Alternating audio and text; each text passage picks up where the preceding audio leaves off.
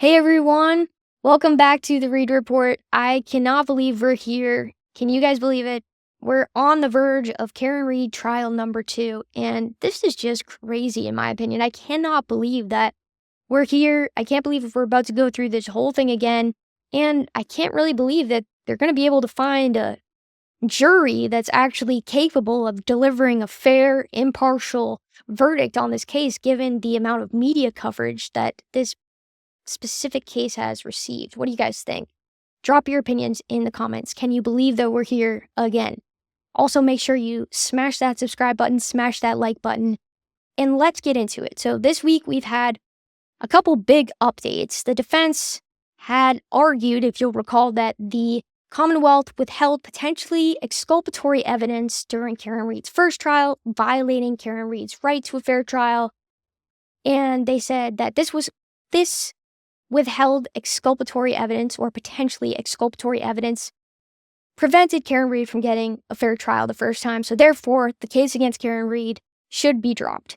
However, Judge Cannone officially, and to some of your opinions, probably unsurprisingly, has ruled that this motion to dismiss be denied. She basically said that the alleged violations that the defense raised in their motion to dismiss aren't severe enough to warrant the draconian extreme measure of the dismissal of the case. So she also stated that any prejudice against Karen Read that the defense raised in the violations in their motion to dismiss, any of those prejudices could be remedied in this new upcoming fair trial, is what she said.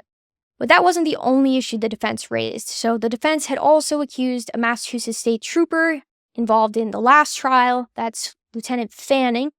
He was in charge of security operations of Karen Read trial number 1, and they basically said that Lieutenant Fanning tipped off the court about this potential juror misconduct for this specific juror who the defense argues was an openly defense-favoring juror. How can you really know, right? Well, apparently this juror, her reactions to everything were just very obvious. She was clearly somewhat visibly upset by the case against Karen Read.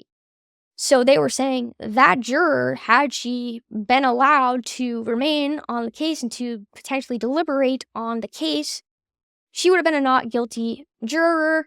Therefore, again, we need to dismiss the charges against our client Karen Read. They said because Lieutenant Fanning, the one who was in charge of the security operations at the last trial, who was the one that tipped the court off about this openly defense-favoring juror dismissal, he interfered with the process of actually allowing that jury or juror to deliberate, because he said that he heard Dedham cops talking about how they saw this said juror out at a bar, allegedly in weeks prior, who was talking about the case. They said that this juror was out, she was talking about the case, and therefore she should be dismissed. The defense was like, hey, do we have any actual proof of that? Judge Cannone just dismissed the juror. So she released in her ruling, in her denial of the defense's motion to dismiss charges, Judge Cannone released a transcript from the sidebar that included that conversation with that juror. So that's kind of how we know how this went down. So basically, she's just saying that, yeah, even if what you say has truth to it, then Karen Read's getting another trial anyways, so here we go. And basically dismissing the charges in the case against her is just far too extreme for what you guys raised. Also, another juror has been making headlines this week, and that is a juror from the last trial by the name of Victoria George. So you may have noticed in the news this week, there was a Vanity Fair article, I think, that came out that was basically saying that this juror from Karen Read's last trial is actually going to be deliberating. I'm sorry, not deliberating. They're not going to be deliberating. I'm joking. This juror is actually going to be an attorney on this trial. So Victoria George, she's a Princeton graduate. She basically describes herself as a legal junkie, and she happens to be an attorney. She sat through the whole trial last time, looking forward to bringing her own expertise into the deliberation room, and then at the end of the trial, the state of Massachusetts, apparently the alternate jurors sit through the whole trial, but they're not selected till the end. When you're told you're an alternate juror, that means you're not deliberating. You just sat through a whole trial. You don't get to be in the deliberation room, and you don't actually get to deliberate.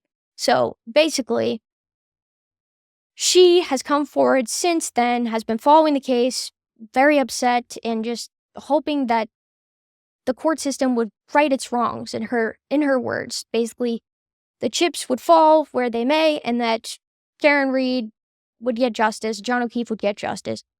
Well, now she is just so upset, apparently, by the prosecution's intent to continue to try Karen Read in this case against Karen Read, that she reached out to Karen Read's attorneys, and she called Alan Jackson. She said, she was like, hey, I am actually still a licensed lawyer in the state of Massachusetts if you ever need an extra hand. And she said that it was kind of half jokingly at the beginning, but now we've learned this week that Karen Read has actually filed to add her, Victoria George, again, juror on trial number 1, to her ever-growing team of defense attorneys.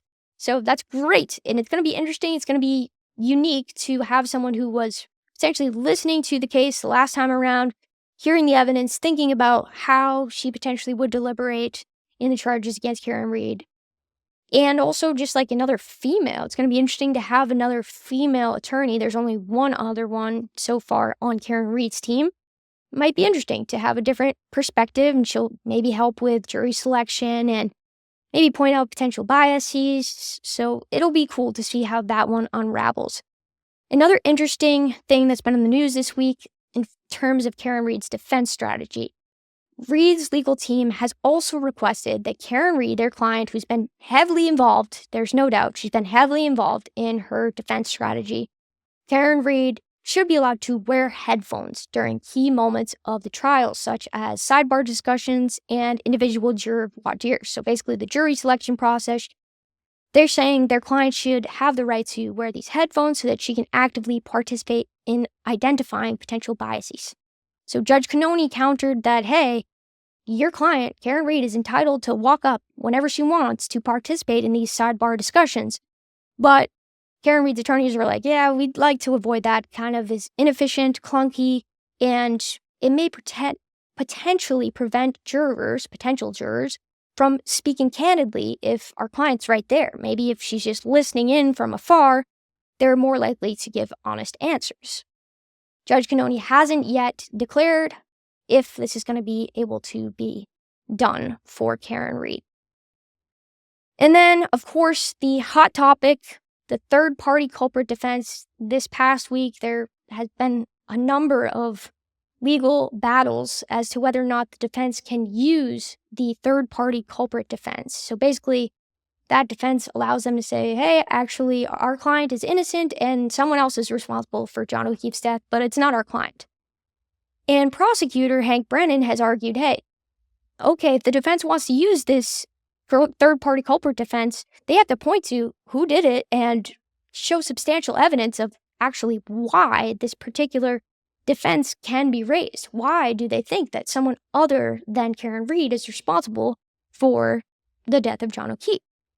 So, Judge Cannone was like, have you guys identified anybody who could be responsible for the death of John O'Keefe that's not your client? And David Yannetti was like, yeah, actually. And then he identified 3 people, 3 of the state's witnesses in open court who they believe could be responsible for John O'Keefe's death. Unsurprisingly, if you've been following the case a little bit from the defense's last trial, the defense argued this strongly and has kind of hinted to the media about these 3 people who they think are responsible for the death of John O'Keefe, and that's Brian Albert, the homeowner of the house at 34 Fairview Road at the time of John O'Keefe's death, a retired Boston cop himself. They say he has a history of violent altercations, especially while drinking. They also claimed that there's consciousness of guilt implicating Brian Albert, and he never came out of the house to see what's up. And then there's ATF agent Brian Higgins, Brian Albert's friend, who was out at the house that night. He went out drinking with the group to the different bars. He testified at the first trial that he actually had a situationship with Karen Read before O'Keefe's death. He says that she kissed him and they were sending flirty text messages, all this stuff. And then there's also the mysterious exchange of butt dials at like 2 a.m. the night of the incident between Brian Higgins and Brian Albert. And then the fact that they both got rid of their phones, and Higgins allegedly said he destroyed his SIM card in the months following the incident. And last but not least, there's Colin Alberts, who basically was a kid at the time. That's Brian Albert's nephew. He allegedly, the defense says, had a feud with O'Keefe. The defense claims that Colin was intentionally omitted from police reports and that his knuckles were pictured in weeks later in photos. They had kind of marks on them, and it looked like he could have gotten in a fight. And that's something that they showed at the last trial, and something that, again, they say all these people, because of these things, could potentially be responsible for John O'Keefe's death, and it's not our client. It's not our client. So whether or not they'll be allowed to present that third-party culprit defense, Judge Cannone still hasn't officially ruled on this yet. But if you remember from the last trial, they were allowed to present that defense, but they weren't allowed to say in their opening statements who they think did it. They were just basically told to allude to it and develop it over time in witness questioning. Now, the prosecution, meanwhile, they insist that no evidence points to anyone other than Karen Reed as the person responsible for John O'Keefe's death. They argue that both Waze and phone data place O'Keefe outside the Albert home, not inside, and all the witnesses testified he was never in the house. So, why are you guys being allowed to present this? That's his argument. In the first trial, the defense was allowed to introduce it, but again, only during witness questioning. So it's yet to be seen whether or not the defense can actually claim the third-party culprit defense and develop it, or what Judge Cannone will rule on this. We're not sure.